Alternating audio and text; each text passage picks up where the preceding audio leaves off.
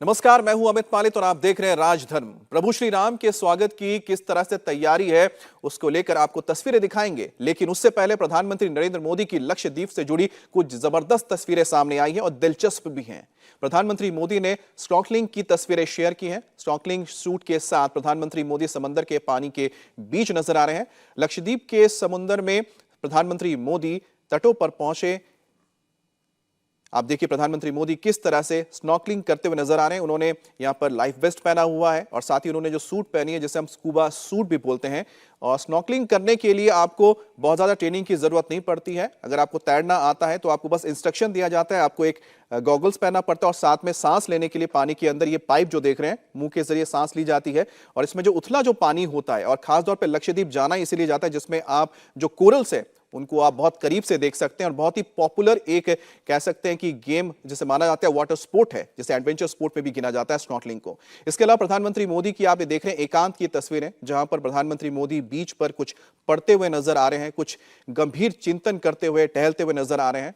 और प्रधानमंत्री मोदी की जो ये तस्वीर है वाकई में देश के तमाम लोगों के लिए जो विदेशों में जाते हैं समुद्र बीचेस की तलाश में, खूबसूरत आइलैंड्स की तलाश में, उनके लिए एक संदेश भी है कि भारत में लक्षद्वीप जैसा एक खूबसूरत इलाका है जहां आप जा सकते हैं और वहां पर आप नेचर के करीब पहुंचकर दिन बिता सकते हैं।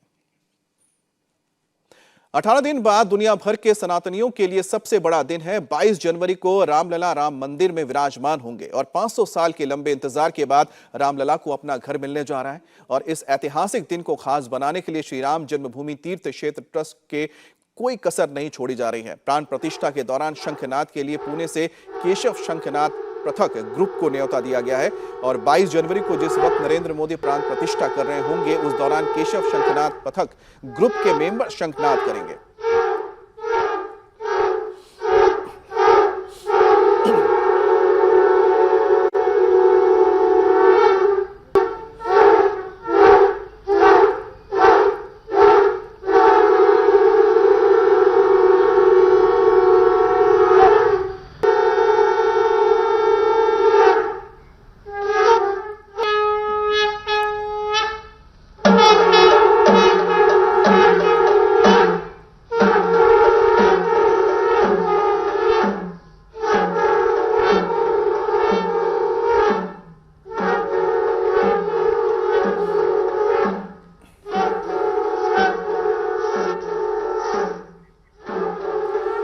और इस ग्रुप के 111 सदस्य अयोध्या जा रहे हैं। सभी बेहद उत्साहित हैं और दिन रात तैयारी में भी जुटे हुए हैं।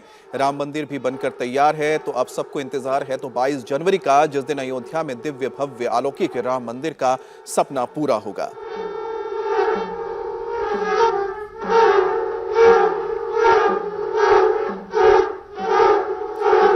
अयोध्या जाने से पहले केशव शंखनाद पृथक ग्रुप के मेंबर्स जबरदस्त प्रैक्टिस भी कर रहे हैं। प्रैक्टिस के दौरान टीम मेंबर्स जय श्री राम के नारे भी लगा रहे हैं।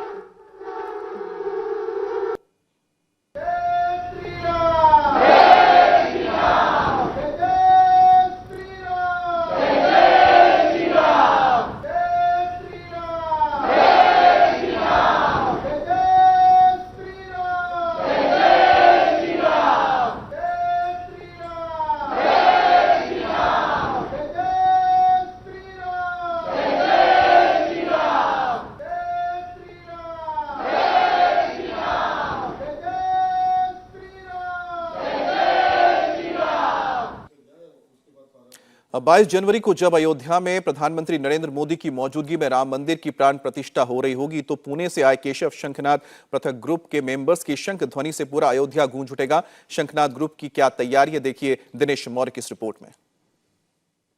अवधपुरी में रामलला की प्राण प्रतिष्ठा होने वाली है और इस प्राण प्रतिष्ठा कार्यक्रम में शंखनाद करने के लिए जिस ग्रुप को न्योता भेजा गया है वो ग्रुप इस समय इंडिया टीवी पर है। हिंदू परंपरा में शंखनाद का बहुत महत्व होता है।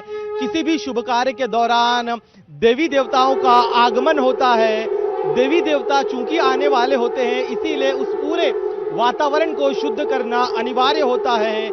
शंखनाद के दौरान जो धुन निकलती है, मान्यता ऐसी है कि इस धुन से पूरा वातावरण शुद्ध हो जाता है और इसीलिए इस ग्रुप को बाकायदा न्योता दिया गया है ये ग्रुप देश का सबसे बड़ा शंखवादक ग्रुप है।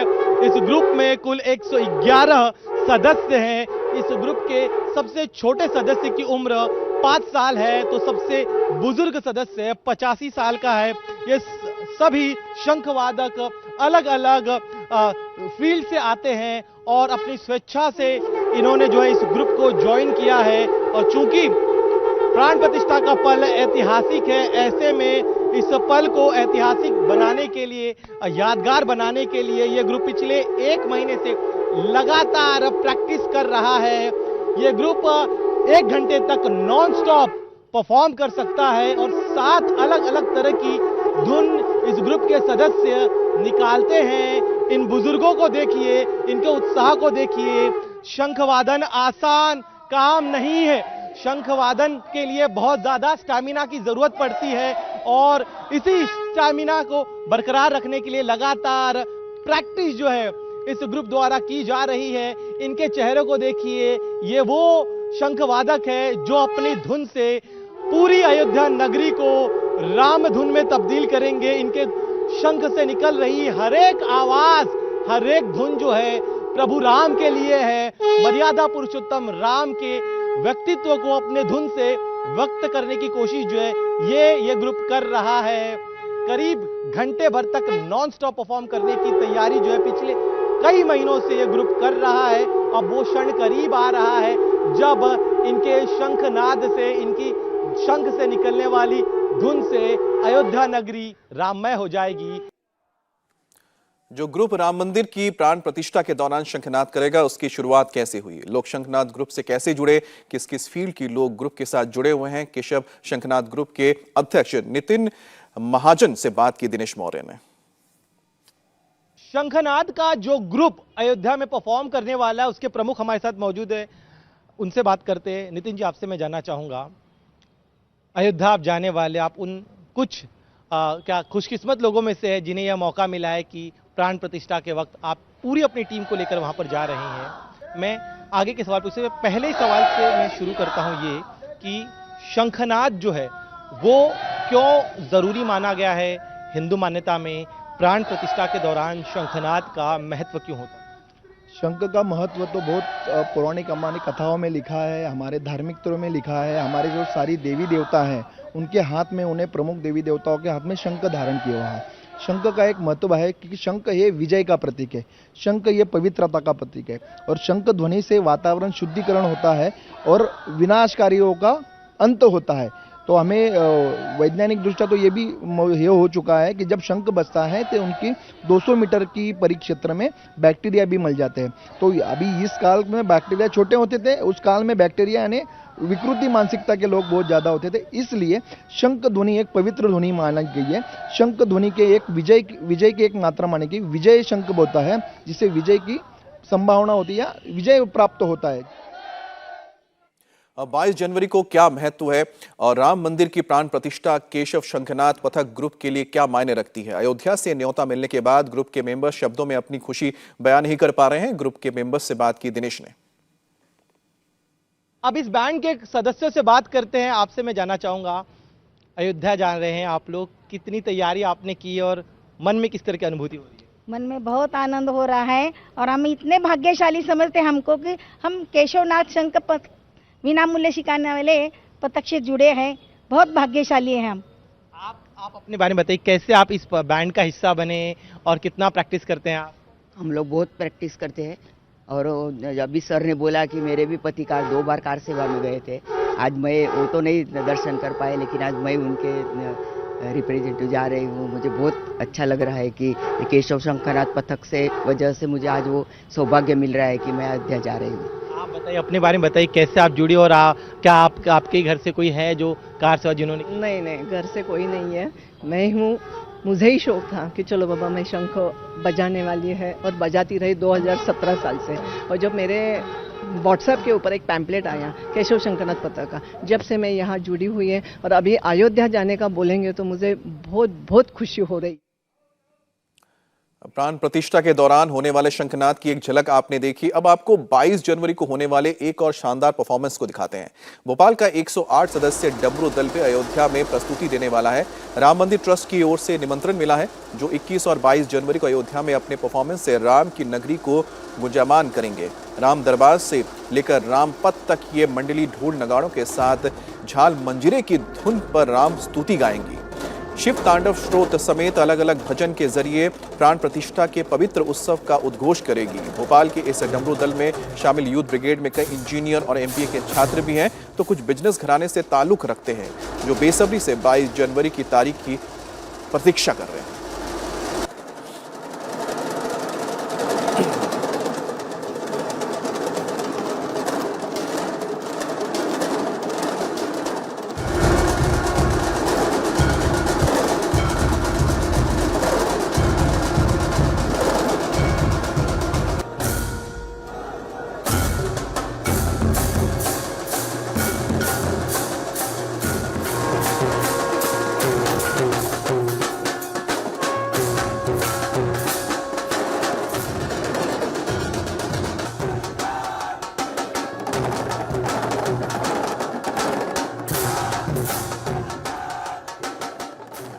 भोपाल का डमरू दल महाकाल लोक से लेकर काशी विश्वनाथ मंदिर तक परफॉर्म कर चुका है। 22 जनवरी को अयोध्या में भगवान राम की प्राण प्रतिष्ठा के दौरान भी डमरू दल अपनी धुन से राम भक्तों का मन मोह लेगा। परफॉर्मेंस को लेकर कैसी तैयारी है, देखिए इस खास रिपोर्ट में। ऐसे में जब 22 जनवरी को अयोध्या के राम मंदिर में रामलीला की प्राण प्रतिष्ठा होगी, अयोध्या समेत पूरे देश दुनिया में उत्सव और उमंग का माहौल होगा। क्या धरती, क्या आसमान राममय हो जाएगी। राम भजनों से पूरा आसमान और धरती गुंजायमान होगी। लेकिन जो दल राम भक्ति के, राम भजनों के गीतों से अयोध्या को गुंजायमान करेगा, मेरे पीछे 108 सदस्यीय वही डमरू दल है जो भोपाल से 800 किलोमीटर अयोध्या में जाकर अपनी प्रस्तुति देगा। राम भजनों से लगातार गुंजायमान करेगा पूरे अयोध्या के माहौल को। ये जो आप 108 सदस्यीय ये पूरा डमरू दल देख रहे हैं, इनमें से अधिकतर सदस्य न केवल एमबीए और इंजीनियरिंग के स्टूडेंट्स हैं, बल्कि तमाम दल के लोग डमरू और श्रृंगी में भी महारत है। इस पूरे दल में अभी आपको जो तैयारी दिखाई दे रही है, वो तैयारी करने के बाद ये दल अयोध्या जाएगा। जब प्राण प्रतिष्ठा होगी तो न केवल पूरे माहौल को, वातावरण को राममय करेगा, राम भजनों के साथ साथ राम जी की स्तुति और राम जी जिनके प्रिय थे शिव, उन शिव की स्तुति, शिव महात्म्य और शिव तांडव स्त्रोतों का भी पाठ होगा। ये पूरे जो सदस्यीय 108 सदस्यीय जो दल है, ये भोपाल से रवाना हो रहा है। 22 तारीख को ये अयोध्या जाएगा और अयोध्या में जाकर अपनी प्रस्तुति देगा। जो माहौल में ऊर्जा अभी आपको दिखाई दे रही है, उसी ऊर्जा को ये प्रस्तुत करेंगे अयोध्या में। और न केवल भक्तों को अयोध्या के, बल्कि देश दुनिया में टीवी चैनलों के माध्यम से, सोशल मीडिया के माध्यम से प्राण प्रतिष्ठा के दौरान जो संगीत गूंजेगा, तो राम के भजन गूंजेंगे, वो इन्हीं डमरुओं की आवाज में गूंजेंगे। और राजधानी भोपाल से 800 किलोमीटर की यात्रा तय कर ये डमरू दल राम जी की प्राण प्रतिष्ठा में अपने संगीत के माध्यम से, अपने भक्तों के माध्यम से योगदान देगा।